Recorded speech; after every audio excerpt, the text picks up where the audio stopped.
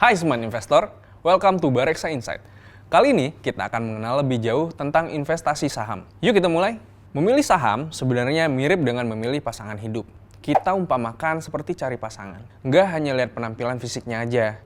Ada berbagai hal yang harus kita pertimbangkan. Misalnya, harga saham bisa kita umpamakan sebagai fisik. Latar belakang seseorang sama dengan visi misi perusahaan. Dan perjalanan hidupnya sama dengan sejarah perusahaan. Memahami karakteristik fundamental suatu perusahaan dapat membantu kita memutuskan apakah akan menjalin hubungan investasi jangka panjang dengannya atau jangka pendek aja. Hal dasar untuk mengenal emiten saham yakni dengan melihat laporan keuangannya. Laporan keuangan itu sebetulnya seperti jendela yang bisa membantu kita melihat apa yang terjadi di dalam perusahaan. Ada 3 kaca yang kita lihat di sini. Neraca, laporan laba rugi, dan laporan arus kas. Pertama-tama, kita kenalan sama neraca. Di sini, kita akan melihat apa yang dimiliki perusahaan. Di dalamnya ada 3 hal penting, aset, utang, dan modal. Aset ada 3 jenis, aset lancar, aset tetap, dan aset tidak terlihat. Aset lancar itu aset yang mudah untuk dijual menjadi uang tunai. Nah, aset tetap kayak properti dan kendaraan yang bikin bisnis berjalan. Lalu ada aset yang nggak kelihatan, kayak hak paten dan hak dagang. Lalu kita melirik utang. Nah, ini seperti daftar tagihan yang harus perusahaan bayar. Utang dibagi 2, ada yang jangka pendek dan jangka panjang.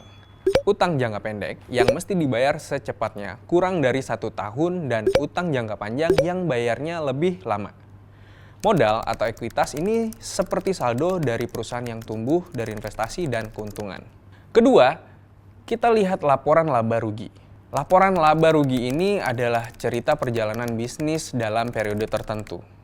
Di laporan ini kita lihat pendapatan dari penjualan, lalu biaya-biaya yang muncul dari operasional bisnis. Laporan laba rugi ini juga berisikan laba kotor, yang kayak keuntungan kasar dari bisnis, serta laba bersih setelah segala pengeluaran. Terakhir, kita lihat laporan arus kas. Ini seperti jurnal perjalanan uang dalam bisnis.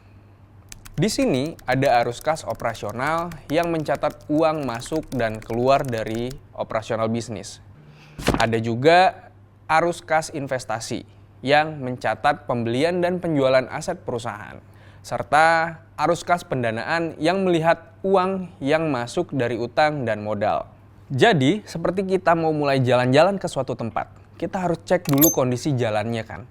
Nah, kalau mau investasi di perusahaan, kita juga perlu tahu kondisi perusahaannya, yaitu lewat laporan keuangannya ini.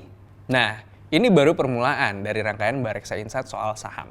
Di episode berikutnya, kita akan membahas lebih dalam soal investasi di saham. Stay tune!